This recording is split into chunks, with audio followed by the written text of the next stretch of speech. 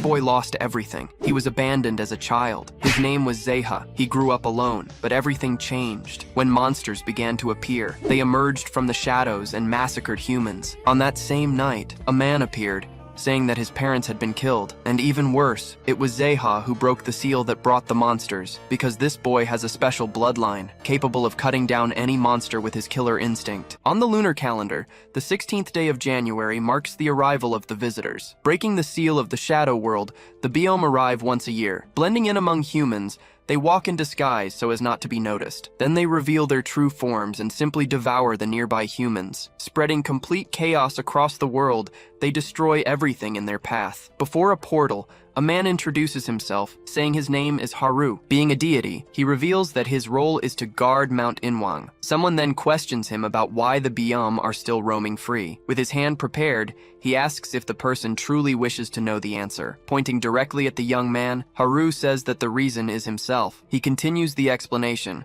stating that it was the young man who broke the seal. Touching the boy's forehead, he seems to transfer some important information to him. Changing scenes, a modern city is shown during a calm night. A hooded figure then appears and asks if he wants to know how his parents died. It becomes clear that if he had met him as a child, he would have accepted the offer. Returning to the past, he remembers the orphanage teachers avoiding his questions, but time changed everything, and he had much bigger concerns. In the rush to survive, he explains that his desire for the truth eventually died. Back in the present, he faces the man and simply tells him to get lost. Walking away, he complains that cults nowadays are very persistent. At that moment, the man calls him Zeha, revealing that he knows the mountain's secret. He then asks if it doesn't intrigue Zeha that he knows his name. Without waiting for an answer, he asks if Zeha remembers his mother being a shaman. Entering a flashback, he remembers his mother's embrace and his father's song. The memory continues, showing his mother's face as she smiled at him. But the happy memory changes, and his parents scream desperately for him to run. Coming out of the flashback,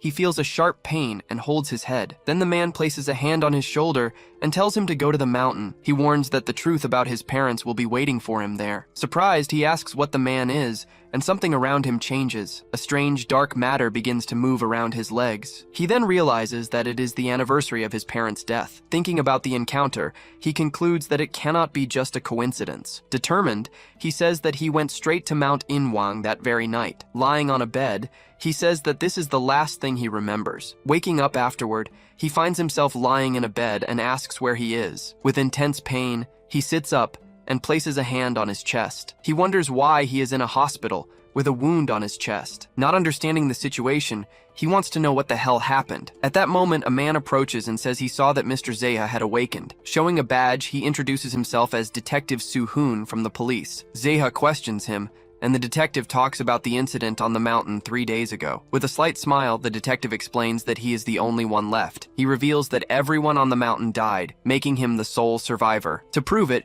he shows a photo with bodies lying on the ground. Seeing the photo, he becomes completely paralyzed as a drop of sweat runs down. The news reported that 24 bodies were found on the mountain that day. He is then informed that he was taken to the hospital as soon as he was found. Unable to get answers, the detective leaves the room, highly suspicious of him. Lying in bed, he wonders if the man from that night is connected to it. Looking at a photo, he concludes that there is a secret behind his parents' deaths. The second certainty he has is that the key to everything lies in the mountain. After a month passes, the scene shifts to a late afternoon in a remote place. Now out of the hospital, Zeha gets off a bus and walks through the town. He realizes that the crimes on the mountain were only the beginning. After that, several very similar cases started happening in other places as well. Reports showed that the victims had marks of claws and sharp fangs. Because the marks resembled those of an animal, everyone began to call it that. The entity responsible for all the attacks was now known as Biome. At the same time, a person walks calmly through the city streets at dusk. Arriving at the mountain, he reflects that he never thought he would return there again. His journey leads him back to the Biome Rock on Mount Inwang. Near the rock, he remembers having been there and notices something strange. Bringing his hand closer, he sees a crack and wonders if it was always there. Touching the fissure, he causes a light to begin emerging from it. Stepping back, he watches the light grow stronger and stronger. Suddenly, an explosion of energy bursts from the rock and throws him back. Feeling a burning sensation, he places his hand on his chest and wonders what is happening. The crack in the rock continues to shine with increasing intensity. A pillar of light rises from the mountain and shoots straight into the sky. Closing his eyes, he shields himself from the brightness that takes over everything. He then opens one eye, still adjusting to the light around him. Now sitting on the ground, he looks around as the dust begins to settle. A mysterious figure appears in front of him and directly asks who he is. Before him, an unknown man stares at him with a calm smile on his face. With a wide smile, he introduces himself as Haru, the Bayam rock of the mountain. Not understanding anything, Zeha simply stares at him with pure confusion. Closing his eyes, he thinks it must be a very stupid and embarrassing dream. At that moment, Haru touches his head, saying he has grown a lot since he was little. Grabbing his arm, Zeha asks how he knows about his old wound. Calmly, he replies that he was present when all of that happened that day. Zeha then asks if he was there during the murders, which Haru confirms immediately. Grabbing his collar, Zeha demands to know what a biam is and what happened. He then begins to explain that every year in January, the visitors always arrive. Once a year, the biam break the seal and invade the human world. Being a deity, he says that his role is precisely to guard that passage. Zeha then questions him, asking why the Bayam are still roaming free. Saying the answer is simple, he states that it is all in his memories. He then prepares his hand to touch the young man and give the answer. Touching his forehead, Haru reveals that it was Zeha who broke that seal. With the touch, a large amount of energy begins to pour directly out of him. Shifting into a memory, a man wonders what that thing around him is. Meanwhile, Zeha's father questions where all of it is coming from. A giant creature then says that the best course of action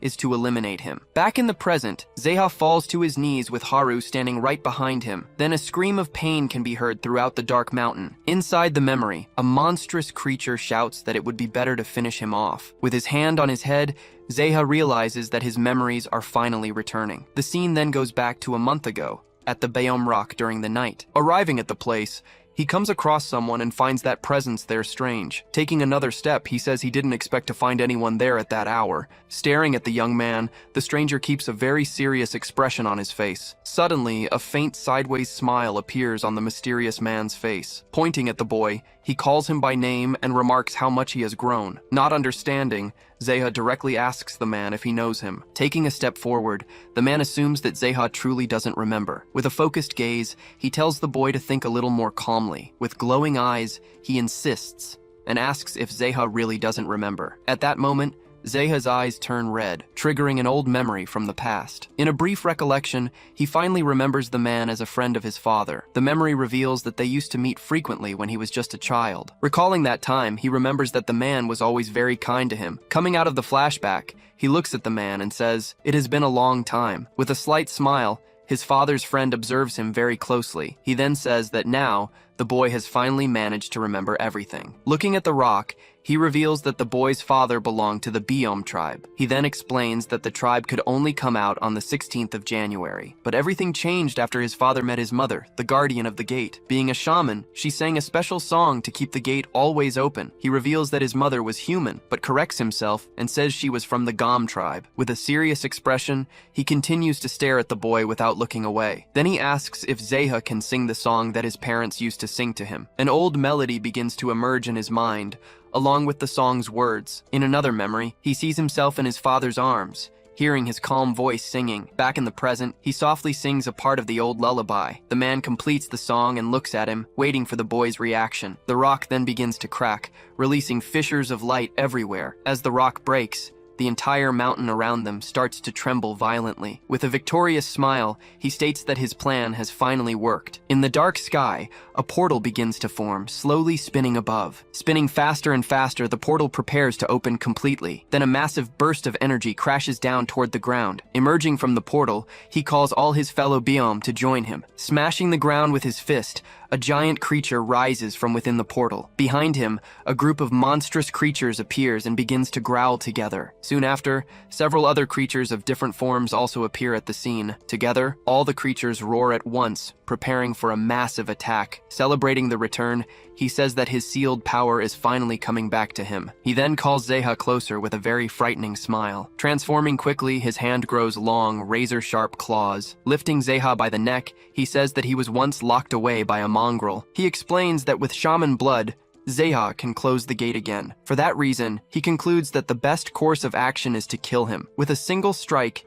he hits him directly, cutting across his chest. Falling to the ground, The last thing he sees is the image of his parents. The transformed figure simply watches him from afar without showing any reaction. A wide smile of pure malice spreads across the creature's face. In a memory, a group of creatures hears their leader say that the time has come. Before everyone, he declares that they will restart the ancient war. He ends his speech by saying that the war was left unfinished 4,000 years ago. Lying on the ground, Zeha's body remains motionless after receiving the blow. Coming out of the vision, he breathes heavily with Haru still standing right behind him. Kneeling, he stares at the figure of Hoopo who appears right in front of him. With a cruel smile, he repeats that the best thing to do is to kill him. The memory returns, and a voice desperately screams for Zeha to run away. Then he remembers that it was Hoopo who took his parents' lives. With the truth revealed, a single tear falls as he stares into nothingness. In a memory, he recalls that since childhood, it was always a fact that he grew up alone. For a long time, he believed he had been abandoned, and that turned into resentment. With no one to comfort him,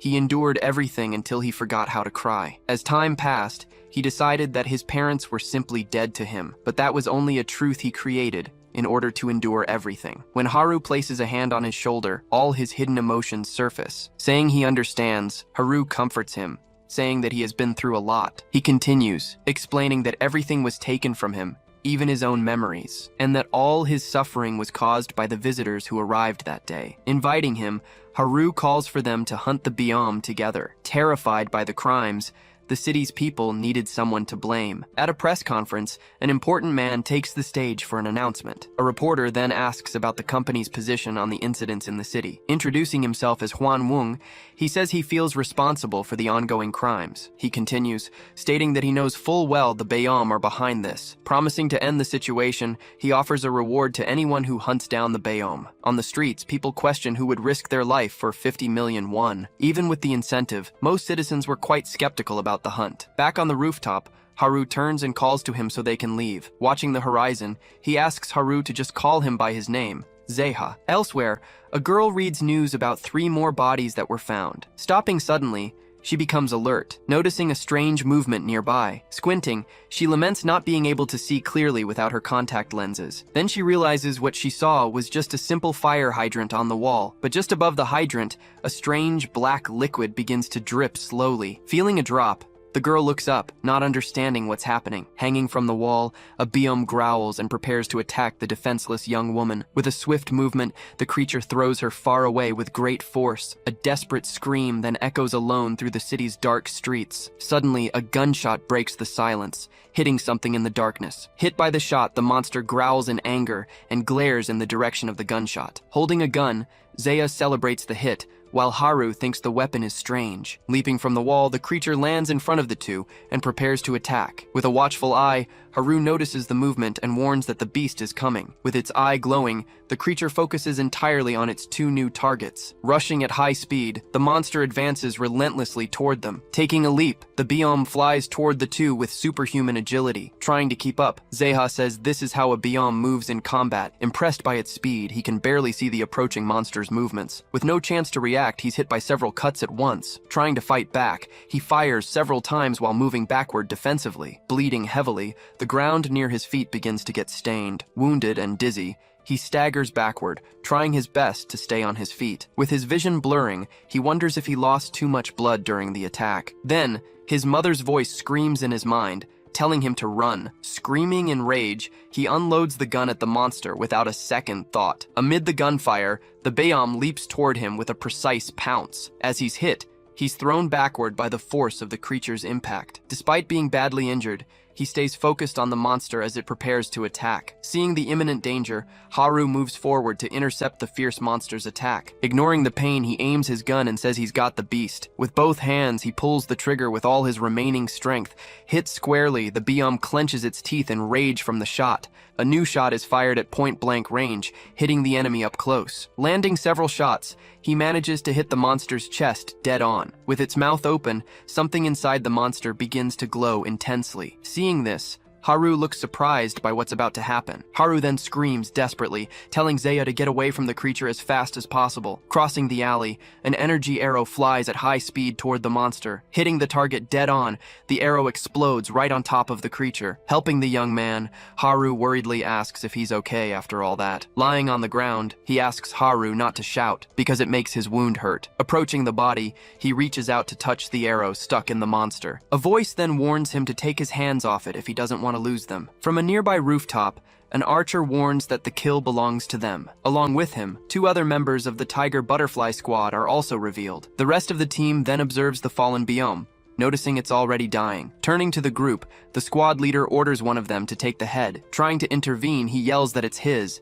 but the creature's head is cut off. Seeing his reaction, 2 members of the group laugh because he doesn't know who they are. Turning his back, the group leader tells him to consider himself lucky to get out alive. Lying on the ground, he calls them thieves and tells them to leave the monster's head. Laughing at the situation, one of the members asks if the leader heard what he said. With an irritated look, one of the team members glares at him furiously. In an instant, he rushes towards Zeha with an extremely fast move. Grabbing and injuring him, he says that since they killed the biome, it's theirs now. The group then starts attacking the fallen young man, as Haru shouts his name. Just then, someone else stops Haru from getting closer, holding him by the shoulder. The leader says he hopes he's learned that this isn't for the weak. As he leaves, he tells Zeha to find another job while he's still alive. Complaining about people who do anything for money, the group finally leaves. Left on the ground, he coughs heavily, unable to get up after everything. With a bruised face, he thinks about how angry he is with the whole situation. Gritting his teeth, he feels frustrated for being so weak in that moment. He then reflects that he was completely useless in the fight for being too slow. He then wonders why he's so weak since he thought he had biome blood. Haru asks if he's upset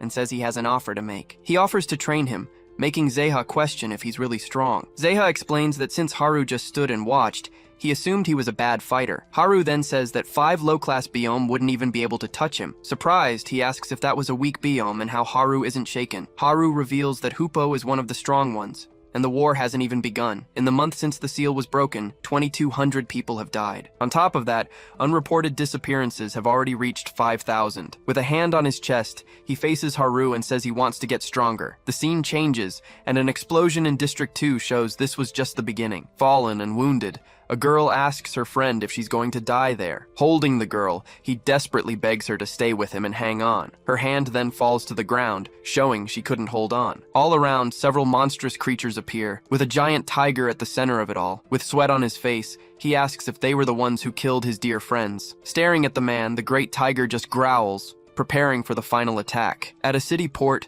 several gunshots are heard, breaking the silence of the night. In the pouring rain, several bodies are already scattered across the ground. With the gun still in his hand, the man breathes heavily after the intense confrontation. He then complains that they tried to rob him as soon as they saw he was alone. Furious with the situation, he yells and calls the only survivor a monster. On his knees, the man begs for his life, saying he had to do it. Aiming the gun at him, Dogeon prepares to shoot, ignoring his pleas. Desperate, the man screams that he doesn't want to die as he tries to run away. He then shoots without hesitation, hitting the man dead on and knocking him down. With his last words, the man says he didn't want to die like this. He then picks up the money bag and lets it fall to the alley floor. After everything, he simply walks away, alone, up the stairs. Arriving in his room, a voice calls out, asking where he's been. His roommate asks why he left, reminding him that tomorrow is the big day. Sitting down in the chair, he tells his friend not to worry, that everything is fine. In his hand, an old photo sways, leaving him somewhat confused. His face sweaty, he reinforces the idea that he needs to protect his friends. In his mind, the man screams that he won't die, that he wants to live. Looking at his phone, he seems thoughtful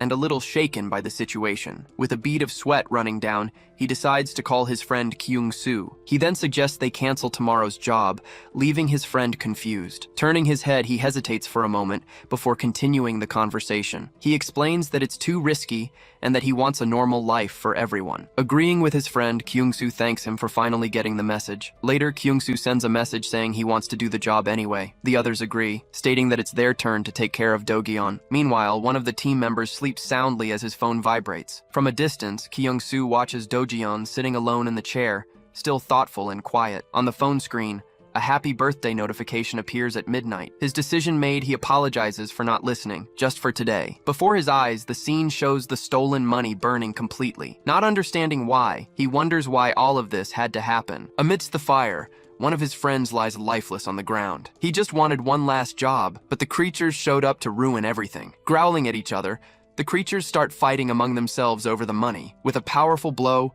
one of the creatures throws the other away with great force. Scared, one of them asks if those aren't the creatures called Biam. Huddled behind a car, they realize it will be impossible to recover all the money. Angry, he regrets not listening to Do-gyeon's advice earlier. Trembling badly, he calls out to Kyung-soo, not knowing what to do in this situation. Before them, a giant tiger growls, staring at them intensely with great anger. With its mouth dripping, the monster bares its sharp teeth, ready to attack. Screaming to run, Kyung-soo tries to flee as the monster charges towards them. Remembering Do-gyeon, he seems to make an important decision to protect them from the monsters. But in the blink of an eye, one of the creatures attacks him from behind without mercy. From a distance, a large explosion lights up the dark night, drawing attention. Seeing the scene, he calls out to his friends who are surrounded by danger. On his motorcycle, he reads the messages and regrets being ignored by his friends. Realizing the gravity of the situation, he prepares to speed towards them at full throttle. Arriving at the scene, he slams on the brakes of his motorcycle, stopping abruptly. He then gets off the bike and runs towards the burning cars. Looking at the destruction, he wonders what the hell happened here. A voice calls to him, and he recognizes his friend Gayeon lying there. Lying on the ground, she says something is very wrong with her. Looking at her friend, she says she can't move at all. Seeing her condition, he screams his friend's name in pure despair. Holding his friend, she asks if this is her end, if she is going to die. He says no, telling her to look into his eyes and hang on. Mysteriously, the wounds on her body suddenly begin to close on their own. But even so, her head falls back and she stops responding. Surrounded by monsters, he desperately screams for his friend Gayeon to wake up. Staring at the young man, one of the monsters reveals its eyes menacingly. While holding his friend, he asks if they were the ones who killed his dear friends. Then a voice calls out, and he sees his trapped friend asking to be rescued. Laughing at the situation, the monster says this is fun, and very tasty too. His friend falls to the ground, desperately begging for someone to save him. Entering a flashback, he regrets not having lived a more honest life for them. In the memory, he shows regret for not telling them to stop everything. He continues to blame himself for not doing anything before it was too late. He thinks his birthday would have been different if he had made the right choice. Back in the present, his friend apologizes for being such a fool. With a tear rolling down his cheek, he just watches the scene unfold before him. Standing and surrounded, he addresses the monsters all around him. With a determined look, he warns them that they'd better get ready for this. On the ground, his friend apologizes for being such a fool. Grabbing a different gun, he prepares for the great battle ahead. With one of his eyes glowing, he warns them they'd better get ready for this. Growling together, the creatures stare him down, their eyes filled with fury and hatred. Turning to the side, he positions himself to face the group of monsters all by himself. Running towards them, he charges without hesitation to start the big showdown. Two of the creatures fire a beam of energy from their chests at him.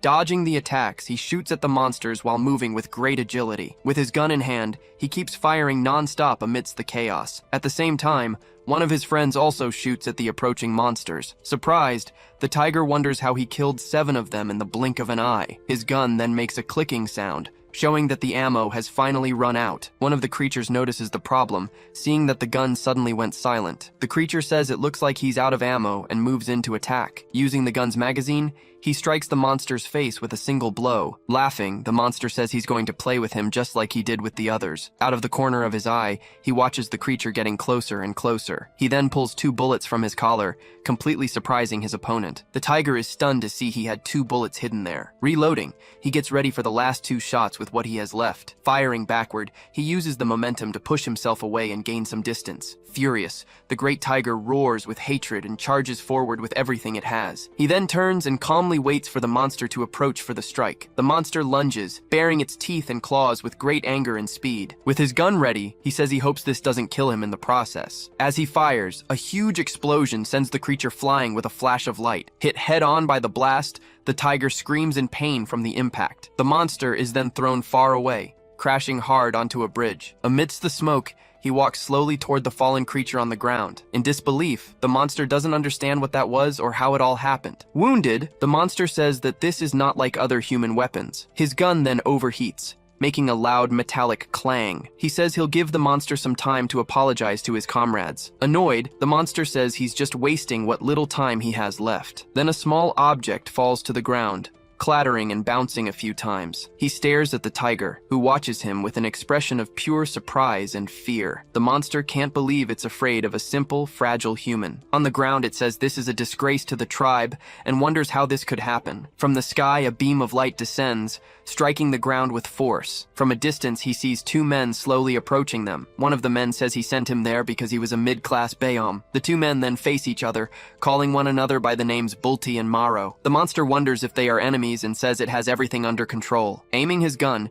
he prepares to shoot, taking advantage of the enemy's distraction. Hit in the head, the monster falls to the ground, stunned by the unexpected attack. He then shoots the other man, who yells Bulti's name as he's hit. The man's head explodes, but then the flames begin to regenerate it. He realizes the other one won't let his guard down, and that his head is intact. Maro then says they don't have time to be playing around with him here. Apologizing, Bulti says he can't help but play with humans. With his teeth, he breaks the bullet and spits the pieces onto the ground. Surprised, he realizes that these two are also Biom, just like the others. Maro tells him to end this quickly, stating he only needs 3 seconds. A chill runs down his spine as he braces himself for what's about to happen. Bulti then prepares an attack, but the tiger says he can't use that. A large energy field forms, trapping everyone within its range. Bulti tells the tiger to dodge, since he's a Biom and can do it. With no way out, the tiger says he must be kidding. With a look of pity, he just watches the scene unfold before him. A massive energy blast then destroys everything within the area. A piece of cloth falls slowly,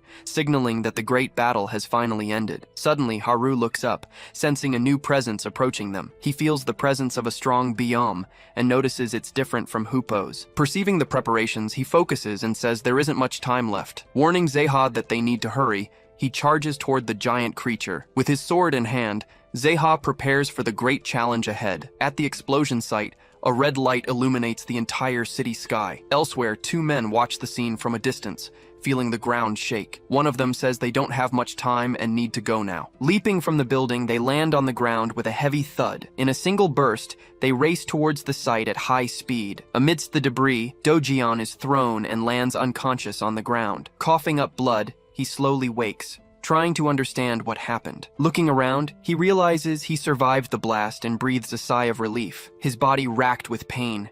He tries to get up, but can't move. He then touches his hand, realizing he's too injured to stand. Turning his head, he spots his friend Kyung-soo on the ground and calls his name. As he gets closer, he finds his friend lying lifeless on the ground. Crying, he holds his friend in his arms, mourning the irreparable loss. With a clenched fist, he grips his weapon with all his remaining strength. He swears he'll exterminate every last Biome he comes across. 3 months later, the scene shifts to the city's 3rd district, now in flames. A man runs desperately through the streets, chased by a pack of fierce monsters. Screaming, he complains that this is completely different from what he was told.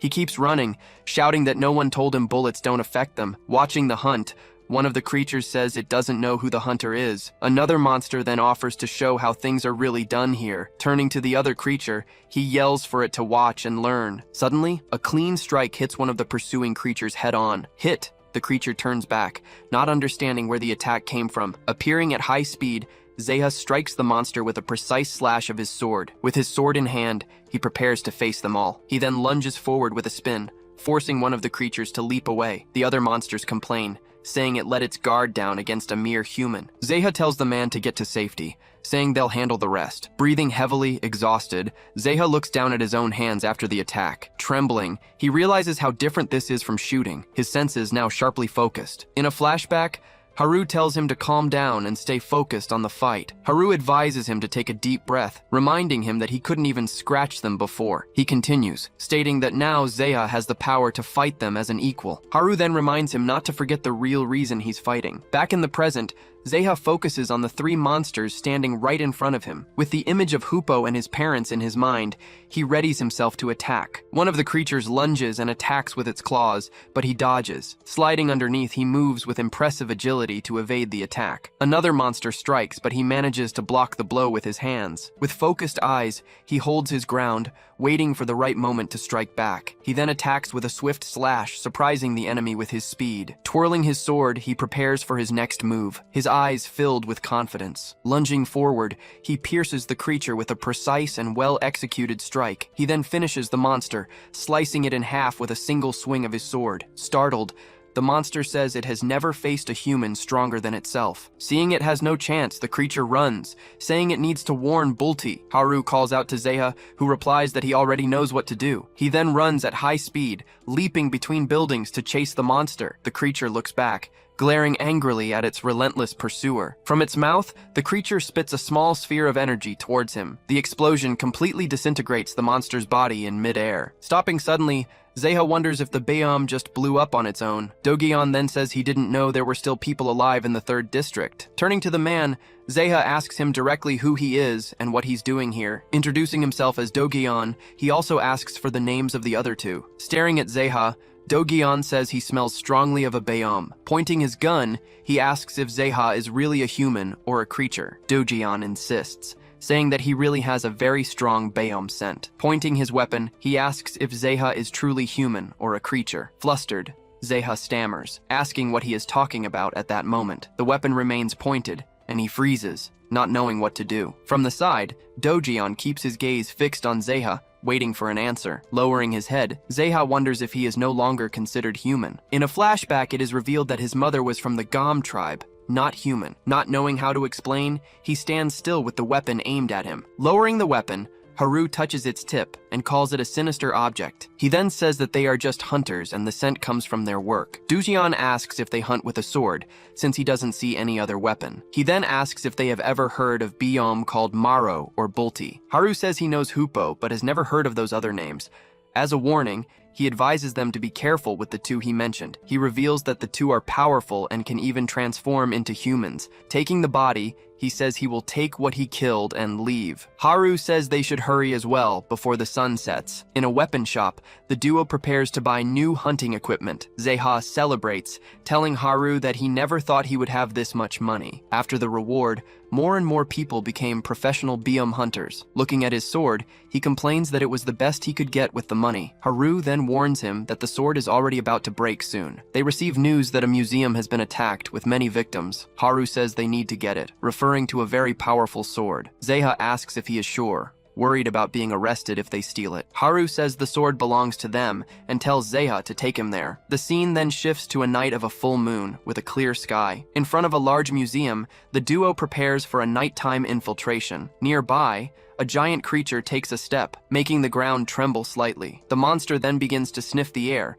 searching for something nearby. Hidden, one of the Butterfly Tiger Squad members gulps nervously, frightened. He says they are out of ammunition and that there are many biome everywhere. Another member says it is strange, as there is no sign of the police or the army. The leader concludes that something is happening in the city and they need to leave. Suddenly, the earlier creature appears in front of them, growling angrily. With nowhere to run, the group of hunters faces the monster head-on. On the other side, the creature watches them, waiting for the right moment to attack. Haru says it's good that no one is around and suggests grabbing useful items. Hidden, a group of creatures hears the voices and wonders if they are humans. The group of hunters talks about thieves taking advantage of the chaos to steal. Walking down a corridor, Zeha talks about the sword they came to retrieve. Finding it, he says they have finally located it inside the glass case. Suddenly, a loud noise echoes, and Haru warns that the biome are coming. Wielding two swords, Zeha prepares himself and says he can handle one or two of them. Several creatures then appear,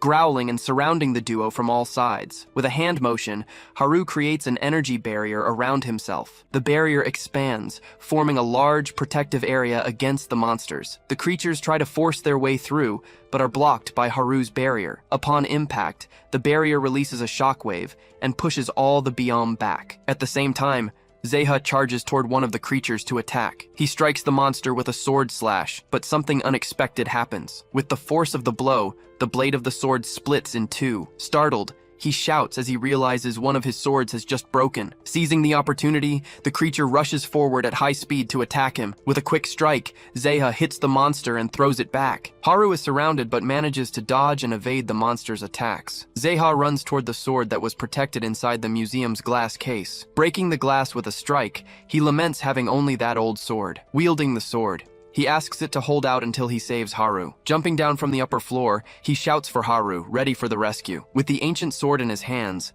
Something within him seems to awaken with a smile. Adjusting his grip on the weapon, he prepares for the battle to come. At that moment, the monsters retreat, while he remains standing still with the sword in hand. Fleeing, the Butterfly Tiger Squad runs desperately through a dark and empty corridor. The leader says they barely managed to escape thanks to the distraction caused by the two thieves. While running, one of the squad members complains about the situation they got themselves into. He suddenly stops when he sees Haru running alone toward the danger. Muttering, Haru seems to be saying something as he rushes forward at full speed. The sword in Zeha's hand begins to glow, emitting a powerful energy. Not understanding, he wonders what kind of sword that is and why it shines so brightly. In a flashback, a warrior swears that he will kill the Biome with that sword. He says that the sword's memories are now flowing into his mind. The ancient sword then begins to crack completely, breaking its old form. Pieces of the old blade shatter, revealing something new beneath it. Releasing energy, a new blade emerges, showing the weapon's true form. Zeha realizes that the sword has transformed and calls it the Sword of Death. With the sword in hand, he swings it, feeling the power of the new weapon. With glowing eyes, he prepares for battle with renewed determination. With a single strike, he cuts down several creatures at once. Not understanding anything, the creatures wonder what just happened. Moving quickly, one of the monsters rushes toward him for a direct attack. Focused, he says it's not the time to be distracted and that he needs to save Haru. Leaping high into the air, he prepares for his next attack. Landing with the sword in hand, he positions himself for what comes next. With a circular slash, he takes down all the monsters near Haru. Breathing heavily, he pauses for a moment to catch his breath. At that moment, more creatures appear and surround him, leaving him with nowhere to go. Suddenly, he notices that the sword seems to be losing all its power. Feeling the sword weigh as if it were a ton, he struggles to keep holding it up. He then realizes it's not just the sword. His entire body is exhausted. Seeing his weakness, the creatures approach, and he says there are still too many of them. One of the creatures moves stealthily, positioning itself right behind the exhausted young man. At high speed, an unknown object flies past right in front of his face. A large golden creature with chains appears,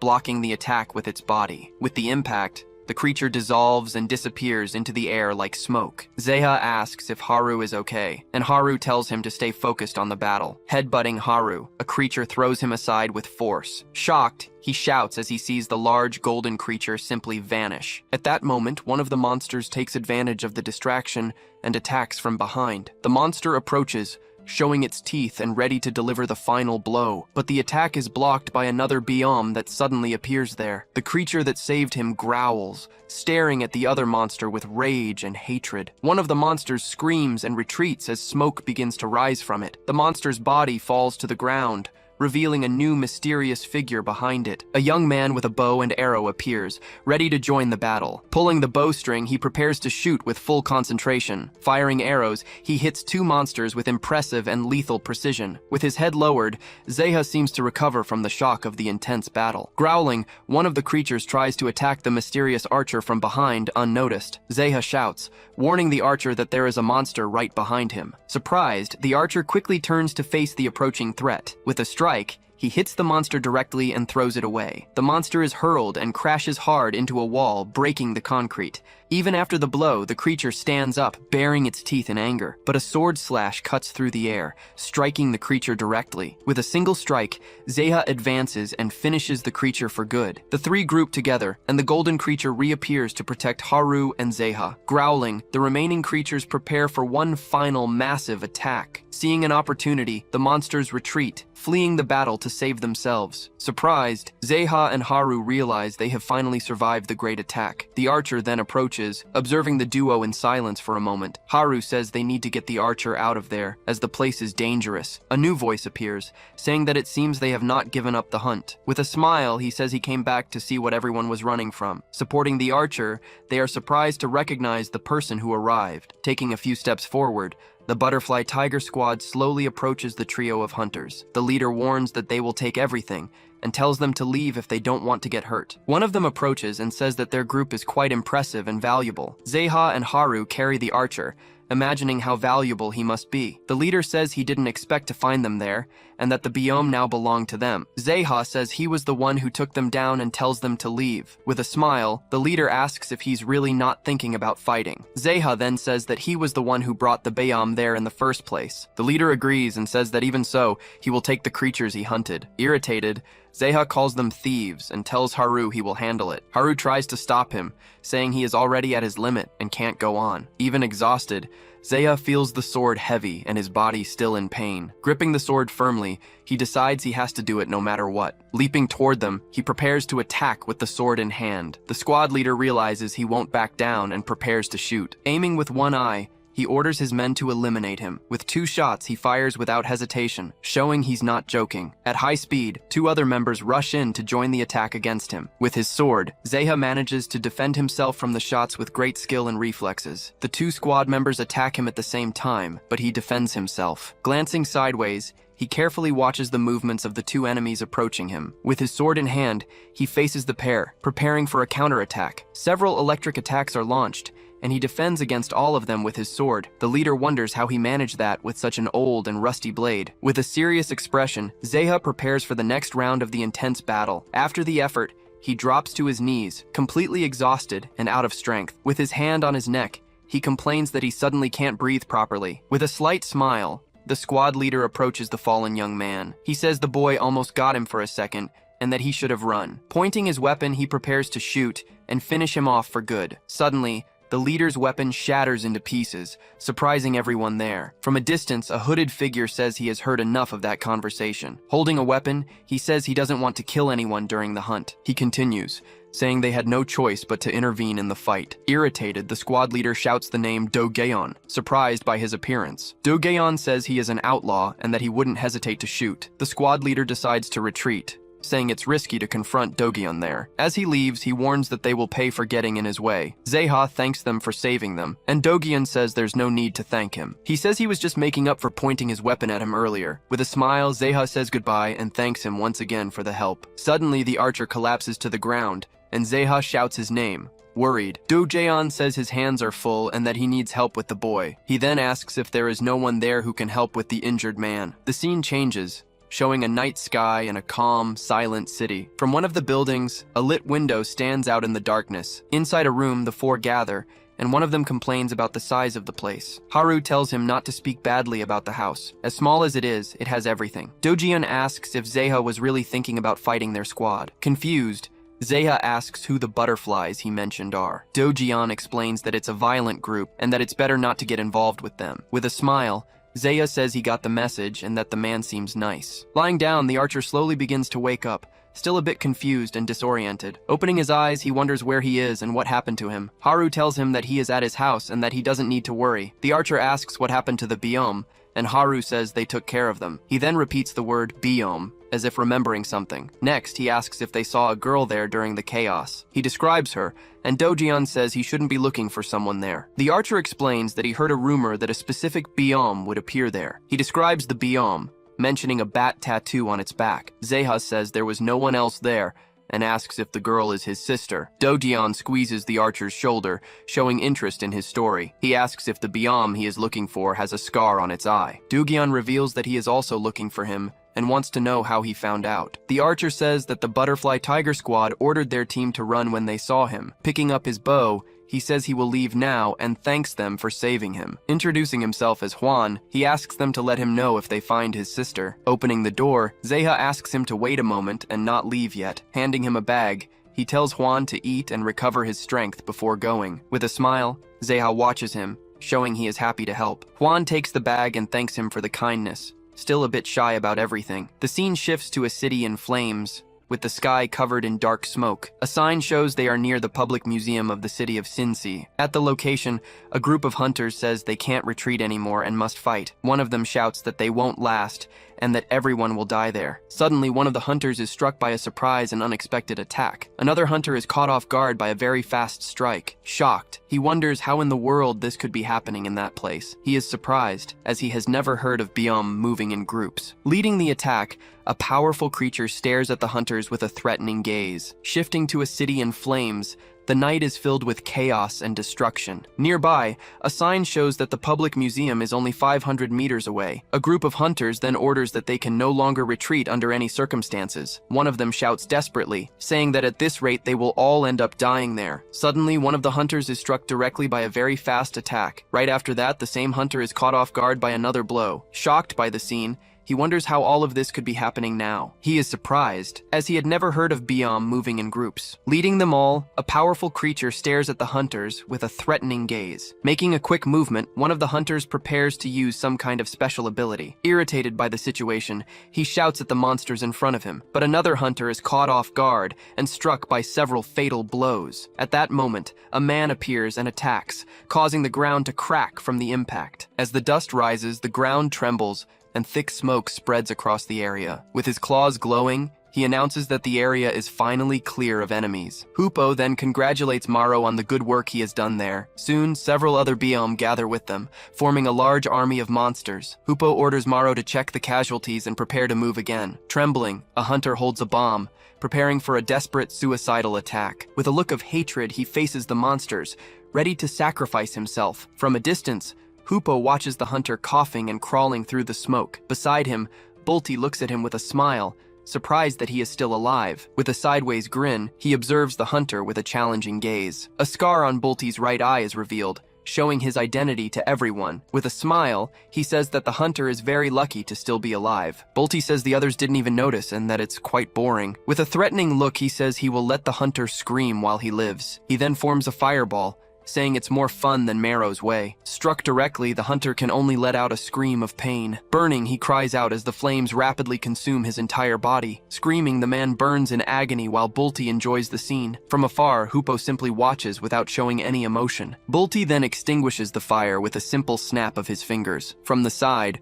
Hoopo observes the scene with a look of disapproval. In a flashback, a man screams in pain while being tortured in a ritual. Among others, a man is struck by a spear attack. With a serious expression, Hoopo watches the scene unfolding before him. Touching Bolty's shoulder, he seems to give him a direct order. Hoopo asks if he plans to lower himself to the level of the beasts they hunt. He then says that one should not find joy in killing others. Advising him, he says that his revenge should be swift and painless. With a quick strike, the earlier hunter has his head cut off instantly. He finishes by saying that the pain inflicted on enemies eventually returns to them. Hoopo says they cannot repeat the events from 4,000 years ago. He then orders his men to move to the next district of the city. He also orders Maro and Bolty to scout District 7. Clenching his fist, he tells them to conquer the district before dawn. Leading the group, he gives the order to annihilate all descendants of the Gom. Elsewhere, a hole opens in the ground with a deafening noise. Bolty says he cannot understand Hoopo and that the Gom tribe made them suffer. He continues,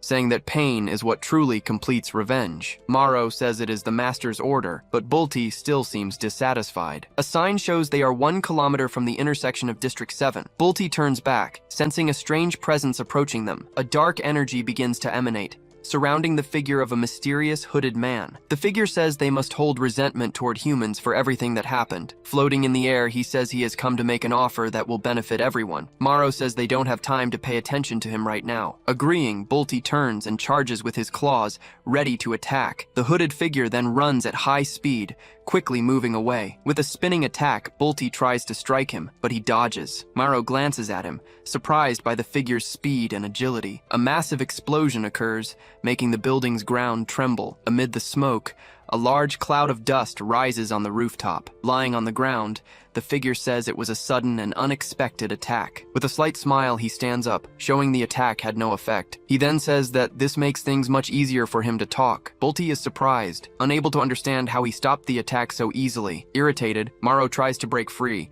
saying the situation is humiliating. Using his claws, he tries to free himself but cannot move at all. He continues struggling, but the energy restraining him is far too strong. The hooded figure says it is useless and that he is not strong enough. Shattering the ground, the figure restrains Maro even more tightly. Maro then realizes that the figure before him is not an ordinary human. The figure says that is irrelevant and that he only came to make an offer. With a smile, he asks if the two of them would like to hear his proposal. At the squad headquarters, tension fills their workplace. The leader says that they were the ones who took the rewards and threatened them. A man says he won't hold him responsible, but in return he wants a favor. With a smile, Commander Dongcheol says he wants him to bring them to him. The squad leader is surprised, as they are exactly the kind of talent they need. Leaving the room, he shuts the door with a dull metallic thud. With his fist clenched, he wonders if they really need those two. He complains, saying they deserve to die, but the order is to bring them in alive. Another team leader tells him to stop calling him sir and to relax. He then asks what that is that the leader is holding in his hand. Blinking,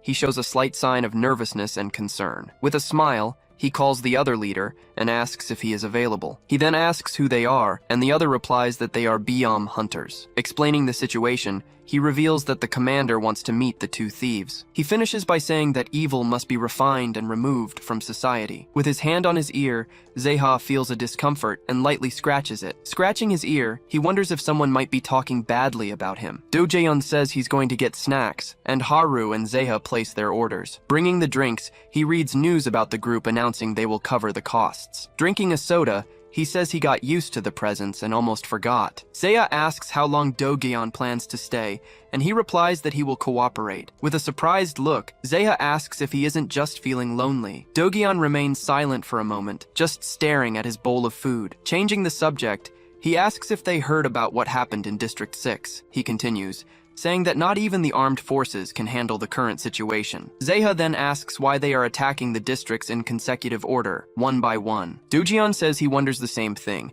and that it's as if he concludes by saying it feels like they are playing a game with all of them. Haru says they are safe in District 10, and Zeha scolds him. While eating, Do-geon makes a compliment, and Zeha tells him not to talk with his mouth full. With a sideways glance, Zeha wonders what is happening at that moment. Do-geon watches him, also questioning the strange situation unfolding there. With glowing eyes, Haru seems to sense a presence approaching them quickly. He then says that it seems the biome have finally arrived at their location. At an orphanage, a large black smoke approaches, frightening everyone there. One of the teachers shouts, telling the children to stay behind them for protection. Maro says he made the right decision in choosing to follow his friend Bolty. He says the mysterious partner is more useful than he had imagined. One of the monsters complains, saying the others are busy with boring matters. Another monster offers to have fun with some of them since they can't take them. Frightened, one of the teachers shrinks back, afraid of what might happen. Trapped in a web of energy, the monster wonders what that is. With his sword, Zeha prepares to attack the monster caught in the trap. He then approaches and asks if the teacher and the children are okay. After saving everyone,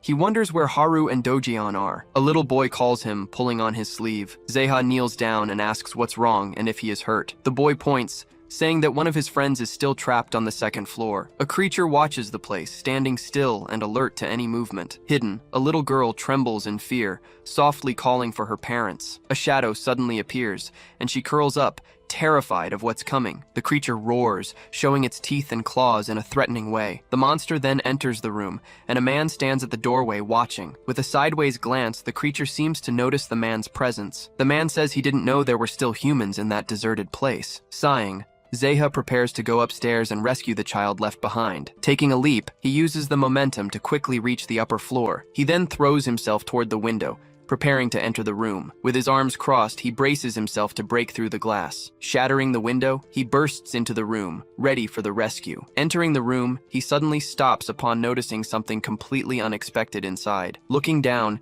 he sees the man standing among the monsters that have already been defeated. Turning to the newcomer, the man directly asks who he is and what he is doing there. The monster enters the room, getting closer and closer to the crying little girl. He says he didn't know there were still humans and that he is lucky. Leaping to attack, he says that today is his lucky day to find prey. With a gleam in his eyes, the man prepares to fight the creature. With a swift move, he dodges and tells the monster to go back where it came from. He says he will return to what he was doing, referring to the little girl there. Looking at the girl, the monster prepares to continue the attack it started. Struck on the head, it is surprised by a blow that throws it aside. With both monsters down, the man positions himself to protect the frightened girl. In disbelief, the creature gulps, shocked by the mysterious man's strength. With a massive weapon, the man reveals himself to be a highly skilled biome hunter. He sighs, showing some exhaustion from the battle he just fought. But a shadow appears, and he realizes one of the monsters has gotten back up. The creature says that he is the one responsible, and that he will have to pay. Leading the group,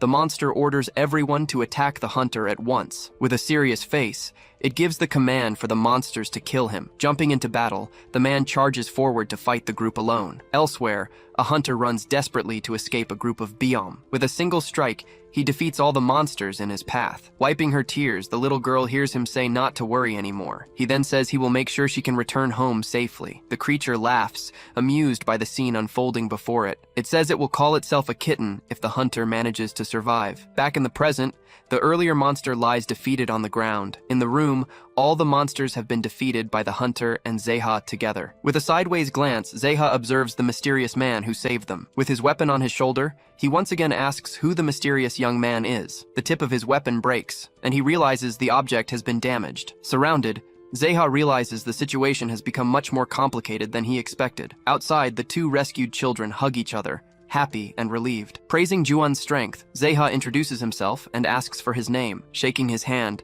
the hunter introduces himself as Juwon. From afar, Haru and Dogyeon arrive running, worried about what happened. Dogyeon asks where the Baeom are, and Haru says he can no longer sense them. Zeha says they have already taken care of them and asks why they took so long. Zeha introduces Juwon, and Haru says he is a good and just man. With a sideways glance, Haru suddenly seems to notice something strange about Juwon. Haru then asks Dogyeon why he is showing so much anger. Pointing his weapon at Juwon, tension fills the air between the hunters. Dogyeon tells Juwon to stay away from Zeha, saying he smells like a Baeom. Not understanding the accusation, Juwon simply looks at him with surprise. With his weapon in hand, Dogyeon directly asks what he really is. He raises the weapon, preparing to shoot at any moment. Haru tells him to stop greeting people with a weapon in hand. Dogyeon insists, saying he smells like a Baeom, but Haru disagrees. Zeha says he's a good guy, and Juwon calls him interesting. Zeha asks if he knows a Baeom named Bulti, and Juwon seems to recognize the name. Suddenly, a shot grazes past and hits the ground near their feet. Dogyeon floats in the air,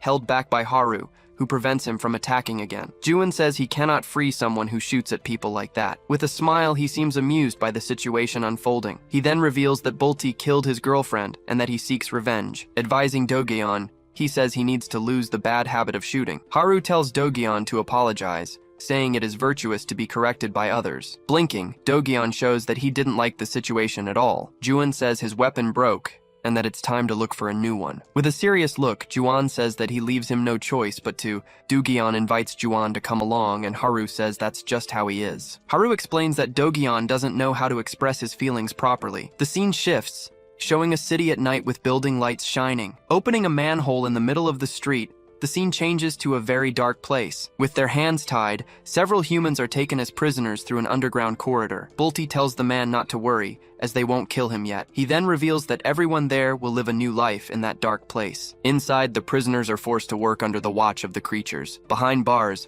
other humans are imprisoned, waiting for the worst possible fate. All of them are locked in a large cell, from which there seems to be no escape. Finally, Bulti reveals that they will live there as if they were nothing more than livestock. Desperate, the prisoners try to escape, but there is nowhere to run. Other prisoners, terrified, cower in the corner of the cell, afraid of what is to come. Pulling a man by the rope, Bulti orders him to open the storage immediately. The man begs for his life, and Bulti says every human says the same thing. He says he only wants the screams and the pain, telling the man to wait. The man trembles in fear, gripping the cell bars with sweaty hands. Maro then arrives, and Bulti says he has just returned from the reconnaissance mission. Bulti says he likes the place because he can do whatever he wants with humans. He wonders if they can trust the suspicious figure who sent them there. Maro tells them to just enjoy the revenge and the feast of humans for now. He continues, saying that once they recover their powers and claws, they will act. He finishes by saying they will kill the mysterious figure along with the other humans. Laughing,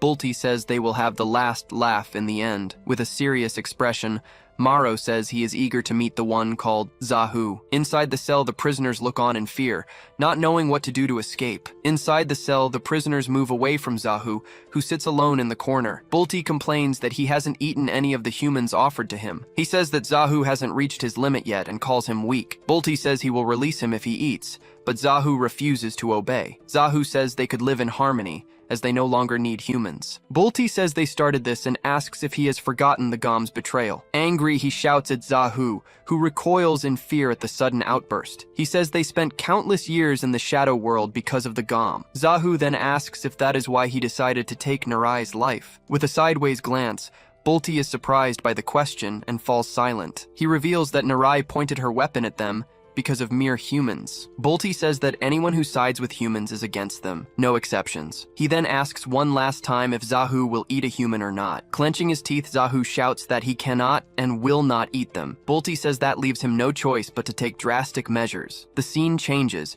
showing a man with his wrists bound in iron shackles. Dragging the chains, he walks with difficulty, limping on an injured leg. Tired and wounded, he breathes heavily, his face covered in dirt and blood. Zahu asks what he did, and Bolty says he prepared him especially for him. He says the man survived torture without making a sound, so he kept him. Throwing the man to the ground, he says he will let Zahu have him. Smelling the man, Zahu seems to detect a very familiar and strange scent. Bolty then asks if his mouth isn't watering at that prey. He tells Zahu to take a bite of the soft flesh, trying to provoke his instincts. With a strike, Zahu hits the ground, releasing all his anger and frustration. As the dust rises, thick smoke fills the entire area. Breathing heavily, he shouts that he will not become a beast like Bolty. From behind the bars, Bolty simply watches him with a mocking, indifferent look. Turning his back, he tells Zahu to do whatever he wants and leaves. Panting, the tortured man leans against the wall, trying to catch his breath. The scene shifts to a shopping mall in the old district of the city of Cincy. A saleswoman wonders what the man is holding as he walks past her. With a mask in his hand, a man walks through the busy streets of the big city. Using the mask, he sees that a man sitting there was once a king. He continues, seeing that another man was a governor and a woman, an inspector. Putting on the mask, he says it is exactly as he had thought before. He then reveals that with the mask, he can see people's past lives. But when he looks at the group, he is surprised by something he has never seen. He realizes that those people have exactly the same past lives as the others. Determined, he says he needs to follow the group to understand what is happening. In a flashback, a man introduces himself as Sain, an ordinary and normal young man. He explains that one day, a brutal crime took place on Mount Inwang in the city. The incident sparked a war between hunters and the creatures known as biome. But everything changed when he encountered a biome for the first time in his life. He was devoured alive and remained trapped inside the creature's stomach for many days. Pain and fear consumed him, making it hard to stay conscious in there. When he thought it was the end, he saw a light and tried to reach it. The light then caused a massive explosion, completely engulfing the creature. Amid the explosion, he found himself floating, unable to understand what was happening. He watches the scene, the bright light illuminating one side of his face. On the ground, a strange and mysterious object is revealed within the intense light. He sees himself standing there, with the object lying near his feet. Back in the present, he trembles in bed, frightened and shaken by the rain. Sitting on the bed, he shakes, unable to believe he made it out alive. Even after escaping, he suffered constant episodes of fear and anxiety. After calming down, he wonders what that item he picked up really is. Splashing water on his face, he tries to compose himself after everything he went through. He realizes the item looks like a mask, and that it is a fragment of a biome. With the mask, he has a vision of a warrior who promises to lead the way. In the vision, the warrior swears to bring peace to his land once and for all. He sees a mixed-blood man fighting the biome with his sword, but the man seemed to be in agony for some reason, even while fighting bravely. Sitting on the floor, he wonders if he has lost his mind and is seeing things. Since then, he began observing people using the power of the biome mask. Over time, he discovered that the item contained the power to see the past. On another day, he puts on the mask to continue his routine observation, but he encounters people who had the same past life as his own. Holding the mask, he says it troubles him and that he needs answers. Determined, he says he must follow them to understand what is happening. In a weapon shop, the group prepares for another hunt for the biome. Surprised, he shouts at the vendor, unable to believe what he just heard. The vendor says the price is high because it is a rare item on the market. He continues, saying the weapon is light, durable, and a luxury item. Doogion says the price was different before, but the vendor claims the market has changed. Annoyed, Doogion questions the price, and the vendor tells him not to buy it if he doesn't want to. Scene observes the scene and realizes there is something very wrong with that weapon. Intervening, he says that is no reason to deceive the store's customers. He reveals that the weapon was a free bonus, and that the vendor is being dishonest. With the weapon in hand, Do-Gyeon pressures the vendor, who has no choice but to give in. The vendor offers the weapon for 800 million, but Sane says it is 300 million. Sane says the spear was a bonus, and that 300 million is a fair price. Other hunters arrive, and the vendor complains that he is being unreasonable. The other hunters begin to wonder if the vendor also deceived them in the past. Realizing he is in trouble, the vendor understands the situation has become very bad. Doogion and Seen watch the vendor, who regrets losing such a big sale. Irritated, The vendor throws the weapon onto the counter and tells them to take it and leave. Leaving the shop, the group celebrates having bought the weapon at a good price. Juan thanks them for the help and reveals he has never hunted a biome before. Sane invites him to join them on the hunt, but he is left speechless. Zeha invites him to eat, but Sane thinks it is not a good time. Deep in thought, Sane wonders what kind of past life that was that he saw. He thinks it might have been a war veteran, as it seemed like one. Suddenly, Juan appears staggering, approaching the group in a strange and slow manner. He reaches them, and Zeha turns around, surprised by his appearance. Zeha asks how he found them, and why he is so badly injured. Juan says he was looking for them, and that he needs everyone's help. Clenching his fist, he says no one believes his words about the kidnapping.